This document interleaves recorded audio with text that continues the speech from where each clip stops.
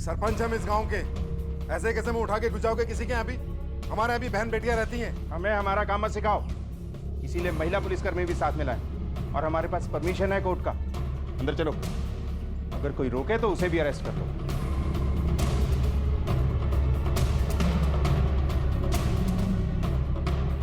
तलाशी लो पूरे घर।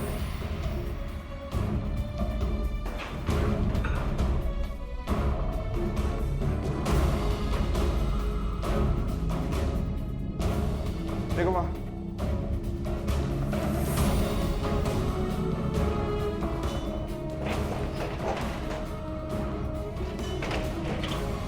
कुछ मिला? कुछ नहीं सर। चलो पीछे देखते हैं। तुम वहां देखो, तुम यहां।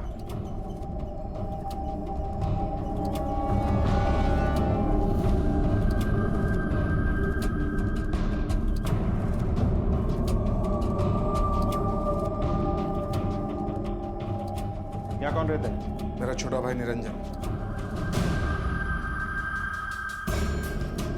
यहाँ क्यों? साथ में क्यों नहीं रहता है? सर हम लोग शाकाहारी हैं और उसे मांस मच्छी खाने का शौक है, इसलिए उसका चूल्हा अलग कर दिया। अभी कहाँ है वो? वाटिका में, ज़्यादातर वहीं रहता है। पार्टी का मतलब? सर उसे फूल और पौधे उगाने का शौक है, मंडी से आने के बाद वहीं चला जाता है। तो चलो उससे भी मिल लेते हैं।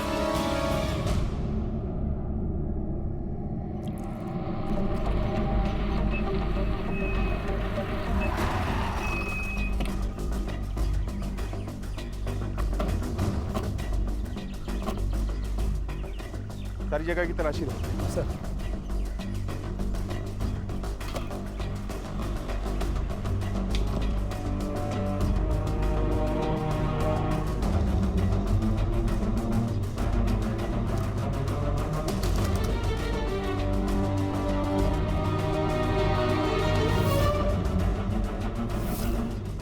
Brajesh, yes sir. ये अलमारियाँ खोलने की कोशिश करो, ना खुले तो ताला तोड़वा देना, मैं बाहर देखता हूँ। ठीक है सर।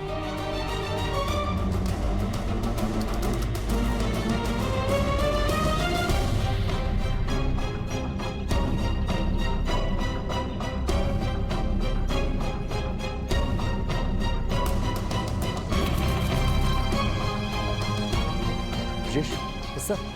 ये तो वही पौधा है जिसकी फोटो पत्रकार के कैमरे में थी, और अंदर वो शेर की फोटो। बिल्कुल सर। इसका मतलब पत्रकार के कैमरे में जिस जगह आखिरी फोटो ली गई थी, ये वही जगह है। हाँ सर बिल्कुल। ले चलो इन्हें, वहीं पूछताछ करेंगे। चलो चल चल। देखिए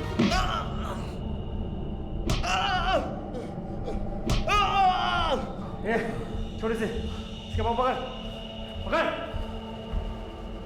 और ऊपर।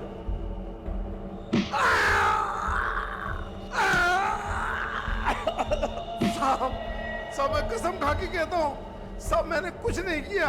अच्छा, अभी थोड़ी देर में सब याद आ जाएगा। ब्रजेश लगा रहे।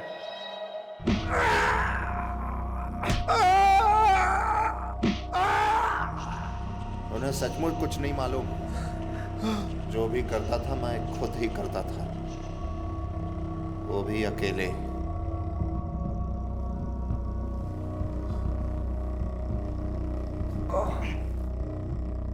अब ये भी बता दे कि क्या करता था? खा जाता था। क्या बोला? क्या करता था? मार कर खा जाता था।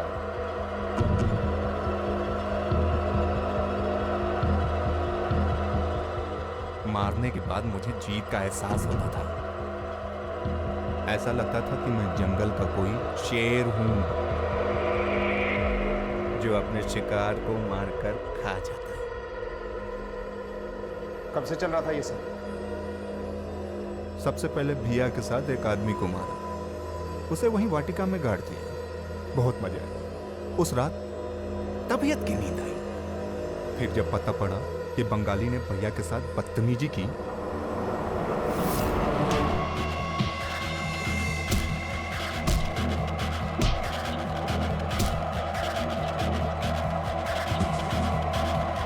और उसके बाद उसका भेजा निकालकर खा गया, ताकि उसे पता पड़े कि हमसे बढ़कर नहीं है वो। उसके बाद किसको मारा?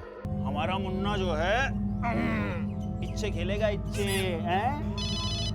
अरे यार ये फोन कहाँ रख दिया मैंने? रुकिए मैं देती हूँ।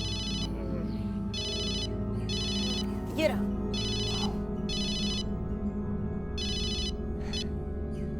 हेलो, हाँ राजकुमार बोल रहा हूँ। कहाँ? अच्छा ठीक है। अच्छा हेलो हेलो। यार यहाँ नेटवर्क की भी बड़ी समस्या है। कहीं बाहर जा रहे हो क्या? हाँ हाँ जाना है। बहुत बड़ी न्यूज़ मिली है। ऐसी क्या न्यूज़ मिली? अरे देखना प्रभा, इस न्यूज़ के बाद तुम्हारा पति महान पत्रकार बनेगा, महान पत्रकार। वो मेरा कैमरा कहाँ है? 1 मिनट पहले ये रहा। प्रभा, अगर तुम ना होती ना तो ना जाने इस भुलक्कड़ का क्या होता। जब अखबार में कल तुम्हारा बड़ा सा नाम आएगा ना, तो मैं अपनी बहनों को बताऊंगी कि देखो मेरा पति कितना बड़ा आदमी। तब ना हम दोनों भी शहर जाकर रहेंगे।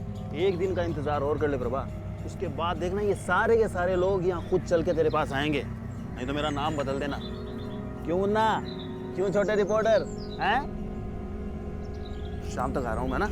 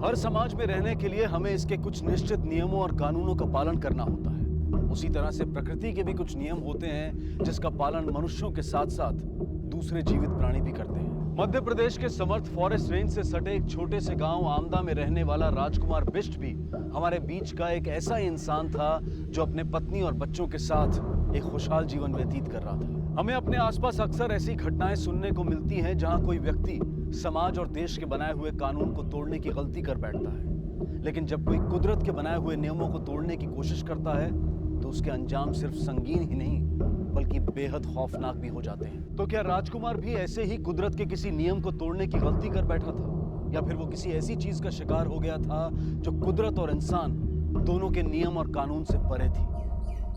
साहब वो पत्रकार हैं, कल सुबह घर से निकले थे पर अब तक उनका कोई अता पता नहीं। आपको किसी रिश्तेदार या आस पड़ोस पे कोई शक? जी नहीं, रिश्तेदारों से तो कुछ खास हमारा लेना देना है नहीं, और आस पड़ोस के लोग अपने ही हैं। वो घर से कहाँ जाने के लिए निकले थे? ये तो नहीं बताया, पर कह रहे थे कोई बड़ी न्यूज़ है और उसके बाद उनका बहुत बड़ा नाम होने वाला है। वो कौन से अखबार के लिए काम करते थे? जी वो युग के समाचार नाम के अखबार के लिए काम करते हैं, पर कौशल भाई को भी उनके बारे में कुछ अता पता नहीं। मगर हम पता लगा लेंगे। फिलहाल आप जाइए, जैसे हमें कुछ पता चलेगा हम आपको बुलाएंगे।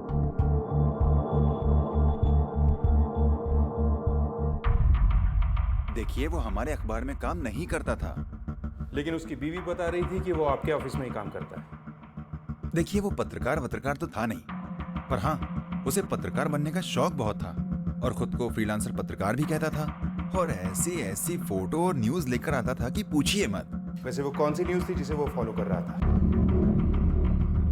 वो भांडेर गांव से कोई न्यूज थी, कॉल उसे वहीं से आया था।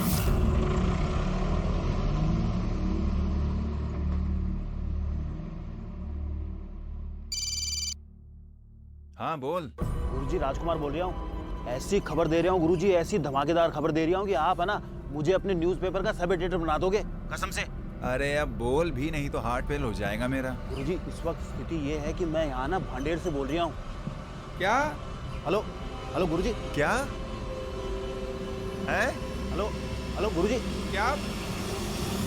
चलो यार तुम तो करो ये। आपने जानने की कोशिश नहीं की कि वो कौन सी खबर थी जो वो आपको देना चाहता था? देखिए मैं उसे इतना सीरियसली क्यों लेता? अब वो कोई न्यूज़ देता है क्या? या तो कहता है कि बकरी के चरने से 2 लोगों में मारपीट हो गई और एक का सर फूट गया, ये कोई न्यूज़ है? कॉल कितने बजे आया था? ये कोई 5 बजे शाम को। वो कौन था जो भांडेर में उसे न्यूज़ देता था? ये तो उसने कभी मुझे बताया नहीं और ना मैंने जानने की कभी जरूरत महसूस की। देखिए इस वक्त हम जा रहे हैं, अगर राजकुमार से रिलेटेड कोई भी न्यूज़ मिलती है हमें तुरंत इत्तला कीजिएगा। जी आप जैसा बोले। सर अगर राजकुमार ऐसी छोटी मोटी न्यूज़ करता था तो उसके गायब होने के पीछे बड़ी न्यूज़ की बजाय कोई पर्सनल कारण हो सकता है। कई बार पर्सनल बातें भी न्यूज़ हो जाती हैं और न्यूज़ भी पर्सनल हो जाती है। कारण चाहे जो भी हो, पर हो सकता है राजकुमार के बारे में अगली न्यूज़ हमें भांडेर जाके मिले।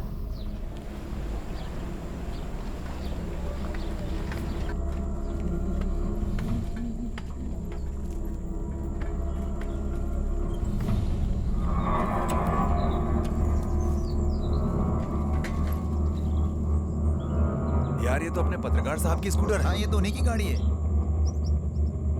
राजू भैया, राजू भैया।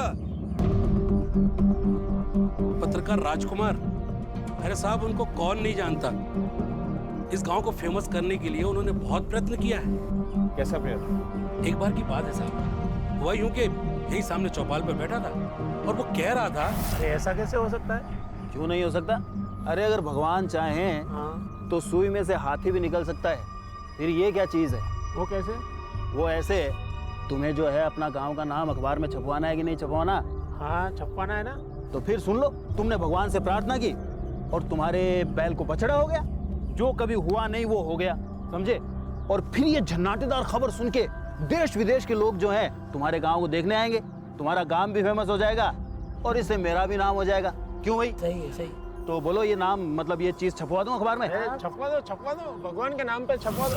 मगर उस अखबार का मालिक बहुत खराब आदमी था साहब, उसने वो खबर छापी ही नहीं। कल वो यहाँ आया था साहब, कल दिखा तो था। लो राजकुमार भैया भी आ गए। भैया भैया साहब कुछ जल्दी में दिख रही है। दे वो सर खबर है, पत्रकार का स्कूटर जंगल में देखा गया है। इन दोनों ने देखा है सर, 2 कोस दूर। 2 कोस मतलब यहाँ से करीब 7 किलोमीटर दूर। ब्रजेश सर, फॉरेस्ट डिपार्टमेंट को खबर करो। Okay sir.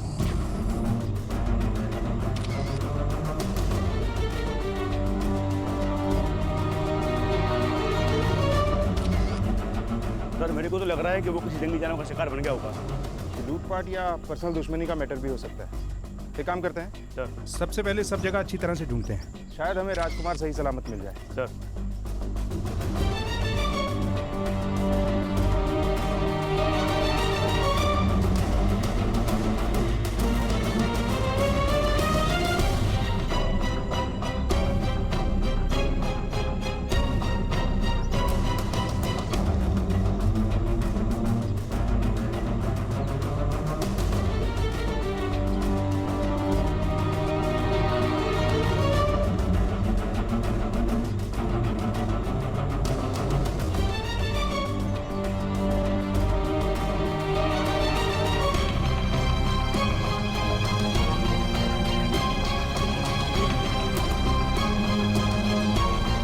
तेरे पास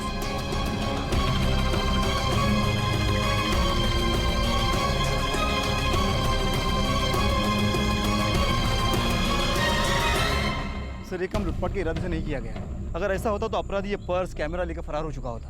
मुझे लगता है ये काम किसी बाघ या जंगली जानवर का है। देखिए इंस्पेक्टर, जंगल के सभी बाघ और तेंदुओं को रेडियो कॉलर लगाया गया है, लेकिन यहाँ ना तो कोई बाघ है और ना ही बाघ और तेंदुओं के पंजे के निशान, और ना ही कोई ब्लड मार्क मिला है, और हमारे रेडियो पर भी कोई बाघ और तेंदुआ ट्रेस नहीं हुआ है। इसलिए मुझे नहीं लगता कि ये उनका काम है। या फिर ऐसे भी हो सकता है कि उसे जंगली कुत्ते या भेड़िया उठा के ले गए हो, या फिर कोई ऐसा जंगली जानवर जिसको रेडियो कॉलर लगा ही ना हो। इंस्पेक्टर, जंगली कुत्ते और भेड़िया अपने शिकार को ज़्यादा दूर नहीं घसीटते, वहीं चीर फाड़ कर खा जाते हैं। और अगर ये मान भी लिया जाए कि उन्होंने ऐसा किया है, तो लाश का कुछ हिस्सा तो मिलना चाहिए था ना।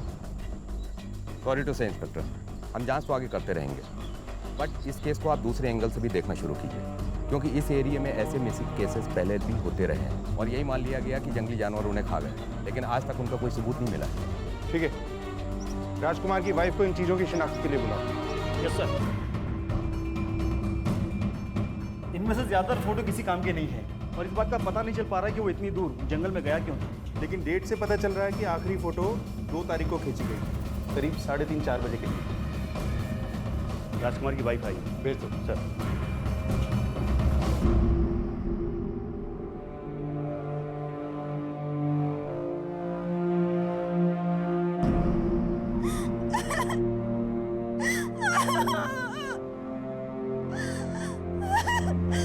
क्या हुआ साहब?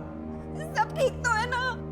देखिए, फिलहाल उनके इस सामान के अलावा हमें और कुछ नहीं मिला। इस सामान के अनुसार उनके गायब होने में किसी जंगली जानवर का काम नहीं है, ना कोई लूटपाट और ना ही किसी से कोई दुश्मनी की बात सामने आई। इसका मतलब साफ है कि वो कोई व्यक्तिगत कारण से गायब हुए हैं, शायद किसी घरेलू मामले से, जो आपने हमें नहीं बताया। नहीं साहब, छिपाने वाली क्या बात है? हमारी तो शादी भी परिवार की मर्जी से हुई। कोई जमीन या प्रॉपर्टी का मामला? प्रॉपर्टी के नाम पर उनके पिताजी सिर्फ कर्जा ही छोड़ गए थे, जो कि धीरे धीरे करके चुका दिया है, और उनकी बहन की उन्होंने शादी भी कर दी है। अच्छा, उनकी किसी आदमी से कोई बात होती थी या पिछले कुछ दिनों में फोन पे किसी से बात करते हो? हाँ, रोज रोज तो नहीं, पर बीच बीच में बात करते थे।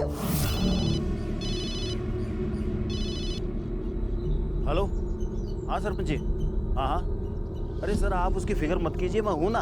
अरे सर मैं सबको संभालूंगा। हाँ हाँ सर। हेलो हेलो यार। अच्छा, सरपंच से किस काम को लेके बात करते थे वो? जी ये तो उन्होंने कभी नहीं बताया। ठीक है, आप जाइए, अगर हमें कुछ और पता चलेगा आपको तुरंत खबर करेंगे।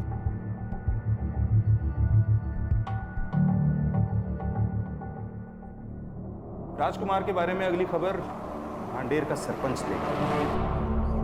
अब भैया जैसे उसने हमें देखा तो बोला सरपंच जी गलती हो गई। हमने कहा अच्छा हुआ तूने टाइम से पहचान लिया, वरना लोग तुझे ना पहचान पाते। अरे समता देवी, थोड़ा नमक ला के पानी में डाल दे ताकि पैर को थोड़ा आराम आ जाए। अब मेरी बीवी है, इतनी सेवा तो कर। आइए आइए, नमस्कार इंस्पेक्टर साहब। अरे बैठिए बैठिए, खड़े क्यों हैं? बैठिए। अरे आप भी बैठ जाओ ना, आप लोग क्यों खड़े हो? बैठो। माफ कीजिएगा इंस्पेक्टर साहब, खड़ा होकर आपका सम्मान नहीं कर पाया, पैर में मोच आ गई। आप तो जानते ही होंगे कि पत्रकार राजकुमार गायब थे और हमें पता चला है कि आपकी उससे बात होती रहती थी। जी हाँ, आपकी दोनों बातें सही हैं। मेरी राजकुमार से बात होती थी। क्यों? इंस्पेक्टर साहब, उसे गांव के बारे में जो भी जानकारी चाहिए होती थी पहले सबसे पहले मुझसे आके मिलता था। वो आखिरी बार आपके गांव में देखा गया था और यहीं से वो गायब भी हुआ। वो तो होना ही था। क्यों? क्योंकि इंस्पेक्टर साहब, उसका इस गांव के गुंडे मवाली की जगह के साथ उठना बैठना था। जगह की इस पत्रकार से क्या दुश्मनी थी जो उसे गायब करवाया? इंस्पेक्टर साहब, कहना तो नहीं चाहिए, पर वो ढाबे वाला हथियारा है। चुनाव लड़ने के लिए उसने अपने भाई को मरवा दिया था, और हो सकता है उस पत्रकार को उसके खिलाफ सबूत मिल गए हों और उसी ने उसे गायब करवा दिया। ये कौन है? जी मेरा छोटा भाई है निरंजन, मेरा मंडी का सारा काम यही संभालता है। वो हमारी पत्नी है समता देवी। ये जगह कहाँ मिलेगा? तो अपने ढाबे पे होगा जनाब, हमें क्या पता।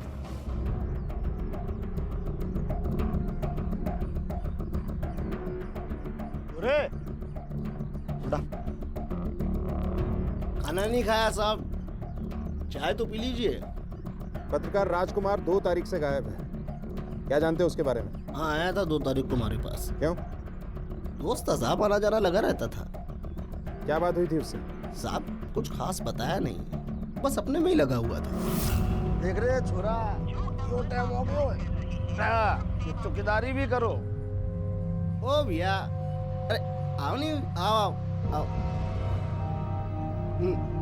क्यों पत्रकार महोदय, आज कुछ परेशान लग रहे हो? नहीं नहीं, बस ऐसे ही थोड़ा मूड खराब था। हैं काटे मूड खराब? कहीं ले चलो नहीं तुम्हारे मूड ठीक कराने? नहीं नहीं, देर हो रही है मुझे। ए सुनो ने, ए भैया, ए भैया। तू झूठ बोल रहा है। दरअसल तूने ही गायब करवाया उसे। अब क्या बात करते हैं? अब भला हम क्यों झूठ बोलने लगे सर? दोस्त था। क्योंकि उसे तेरी असलियत का पता चल गया था कि कैसे तूने अपने भाई को मरवाया है। साहब अब समझा, आपको सरपंच ने भड़काया है ना साहब। राजकुमार का आना जाना था सरपंच के यहाँ, उसने कुछ काम दिया था उसको। तो अब ये भी बता दे कि क्या काम दिया था सरपंच ने उसे? कुछ बताया नहीं उसने। तो तुझे लगता है कि मैं तेरी इन बातों पे विश्वास कर लूंगा? अब अगर आपको मेरे पे यकीन नहीं है तो गांव से पूछ लीजिए, पूरा गांव जानता है इस बात को। पूछताछ तो मैं करूंगा, पर सच सामने आने के बाद किसी से कुछ पूछने के लायक नहीं बचेगा, याद रख।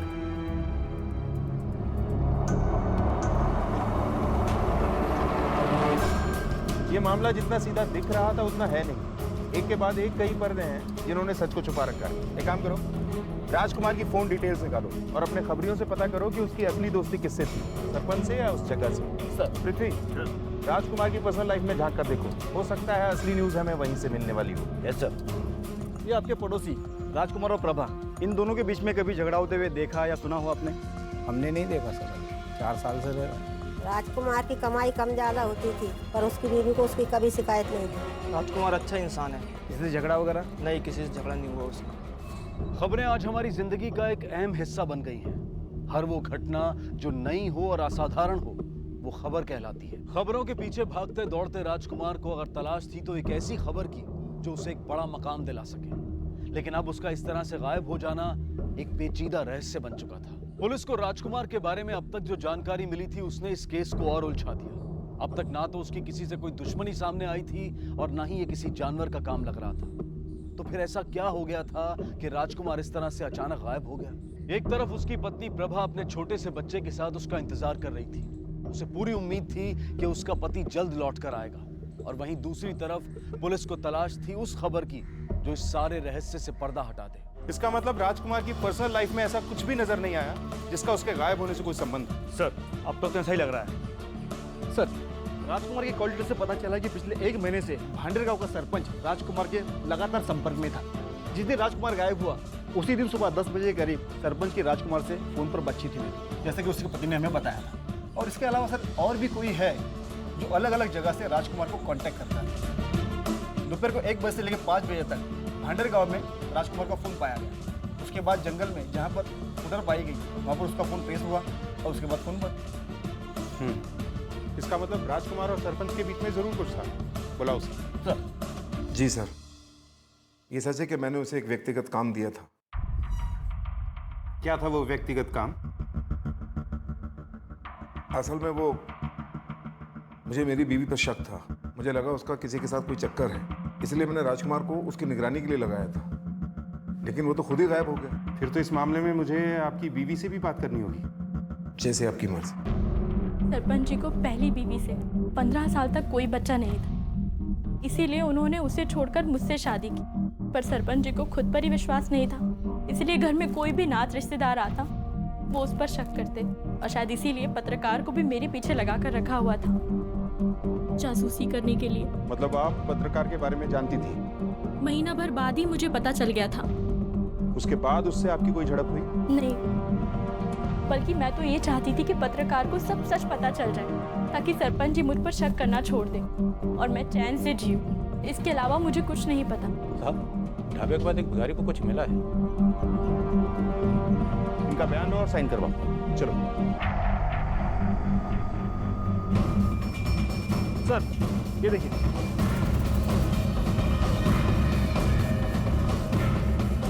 दुनिया कैसे आया? आना खोजने आया।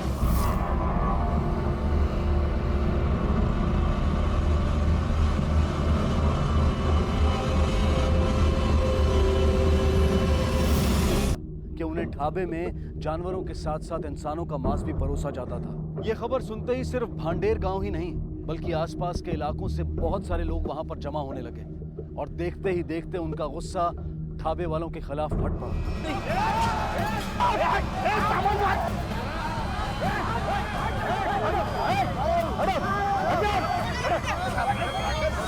साहब मैं कसम खा के बोल रही हूँ, मैंने कुछ नहीं किया सर। मैं देखो, हमें सख्ती करने पे मजबूर मत करो, हमारे काम में बाधा मत बनो। राजेश सर, ढाबे को सील करो और फॉरेंसिक वालों को फोन करो। सर इस आदमी को ले चलो। अरे हेलो, फॉरेंसिक डिपार्टमेंट। तेरे ढाबे के खाने में और बाजू के कूड़े में इंसान का मांस मिला है और तुझे ही नहीं पता वो कहाँ से आया। अरे तू कुछ समझ ही नहीं पड़ रही हो ऐसा। मैं जानू यो सब वो सरपंच को क्यों दरो ऐसा। झूठ मत बोल। पत्रकार को तेरे इसी राज का पता चल गया था कि तू ढाबे में इंसानों का मांस परोसता था, इसीलिए तूने उसे मार डाला और जानवरों की तरह काट कर लोगों को परोस दिया। अब झूठ है वो सब। ढाबे का किचन एकदम खुले में पड़ा है। अगर ऐसा कर रहा होता तो तब का लोगों को पता नहीं चल गया होता। पता तो चल ही गया है, और अगर साबित भी हो गया ना तो मार मार के ऐसा पकाऊंगा कि तेरी हड्डियां भी साबुत नहीं बचेंगी।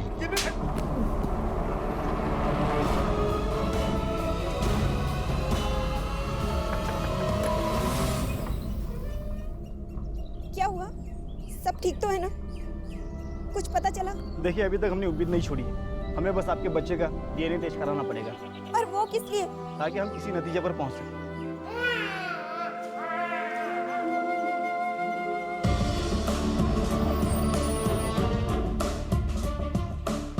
सर, पत्रकार के केस में ढाबे में मिले लाश के टुकड़ों की फॉरेंसिक रिपोर्ट आ गई है। इससे दो बातें सामने आई है। पहला ये कि ढाबे से बरामद कच्चे और पके गोश्त के सैंपल में इंसानी गोश्त नहीं पाया गया, और जो उंगलियां और हाथ हमने बरामद किया था वो पत्रकार का नहीं बल्कि किसी 25-30 साल की औरत का था, जिसकी हत्या 4 दिन पहले हुई थी, ठीक उसी दिन जिस दिन पत्रकार गायब हुआ। लेकिन हमें पहले ये पता लगाना होगा कि वो औरत कौन थी और उसे किसने मारा।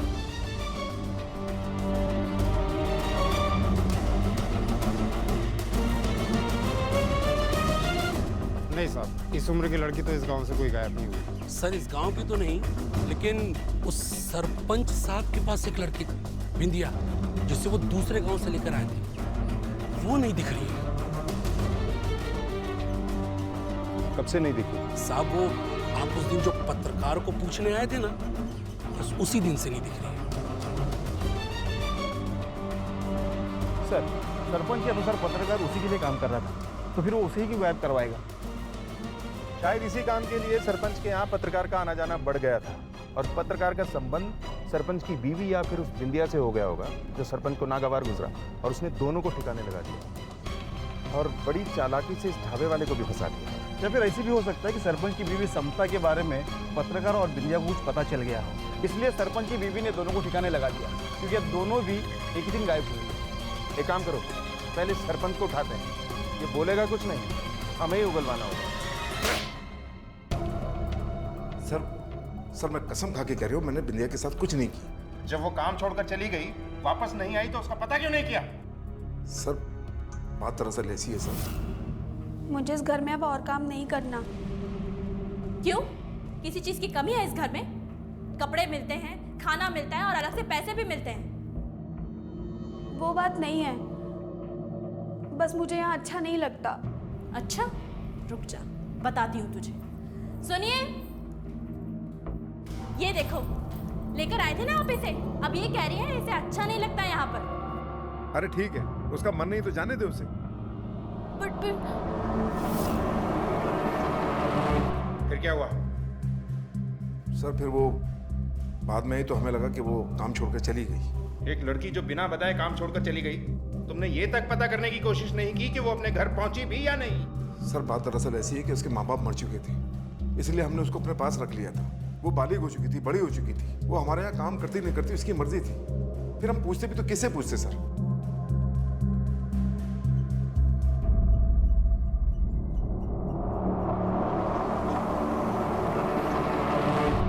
सर जाने क्यों दिया उसे? 2-4 डंडे देते तो सब उगल देता।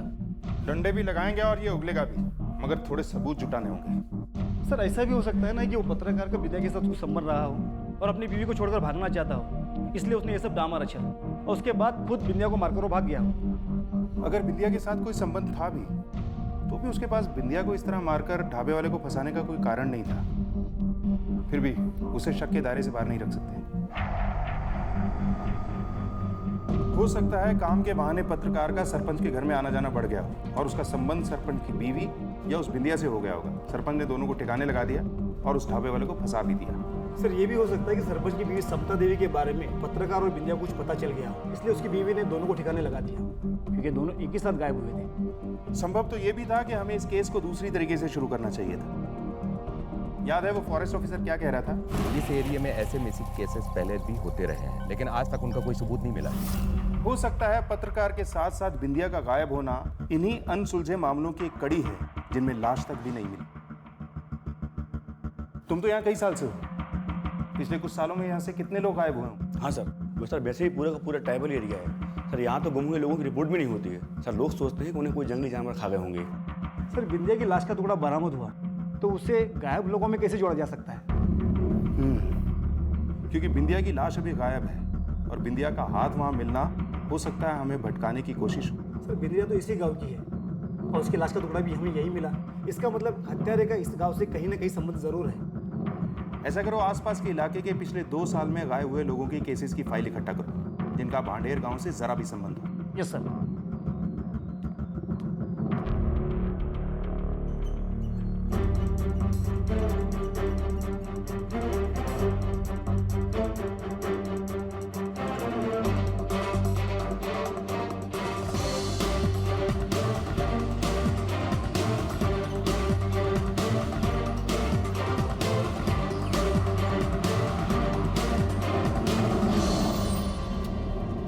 सर ये देखिए, पिछले 2 साल में आसपास करीब 7 से ज़्यादा लोगों की गायब होने की रिपोर्ट दर्ज है, जिनका अभी तक कुछ भी पता नहीं चला।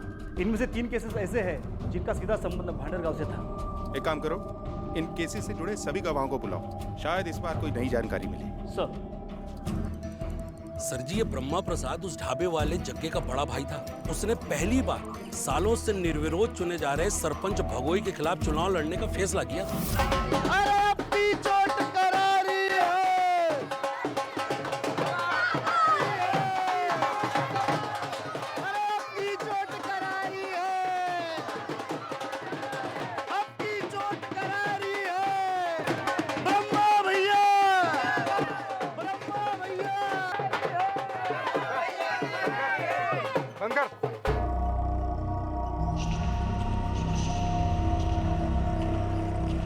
तेरी इतनी औकात से तू हमारे आगे खड़ा होगा? औकात तो तुम्हारी चुनाव के बाद पता चल जाएगी सरपंच कि कितनी बची रह गई है और कितनी बची। रे क्या बोल दिया रे? भैया के सामने तेरी बोलने की इतनी हिम्मत? भैया के सामने तू आंखें मिलाएगा? छोड़ो छोड़ो इसको, छोड़। इसका तरीका दूसरा है, यहाँ नहीं। अरे आपकी चोट करारी है। उसके बाद ब्रह्मा प्रसाद नदी में नहाने गया तो वापस ही नहीं आया। साहब चंदन नाम था उसका, टैक्सी चलाता था, जग्गा का दोस्त भी था वो। एक बार मंडी में सरपंच के साथ उसकी कहासुनी हो गई।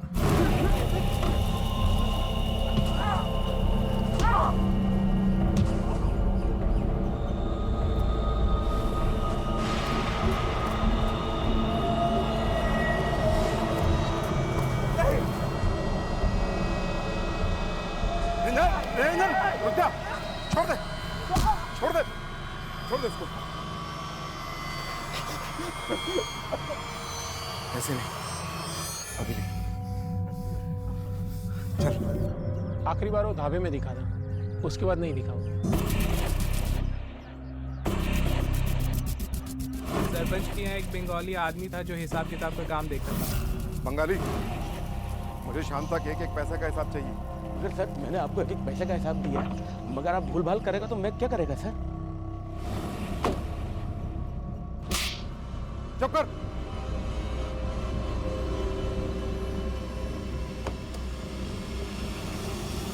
ठीक है, जाओ। अपनी औकात भूलकर हमारे सामने खड़ा हो रिया था, सोचा मर गया, मगर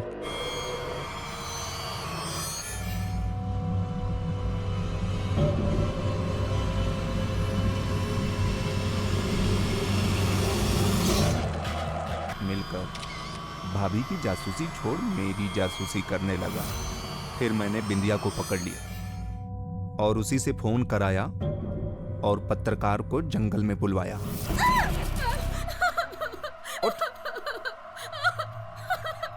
हमें छोड़ दो। ले हमें जाने फोन लगा दो। पत्रकार को और बोल कि जंगल में बड़े पेड़ के नीचे आ जाए। चल इधर आ, ले फोन कर। हाँ भैया, हम ये जंगल में बड़े बरगद के पेड़ के नीचे खड़े हुए हैं। अच्छा ठीक है। हाँ, हमें बहुत जरूरी काम है, जल्दी से आ जाओ। Hello hello.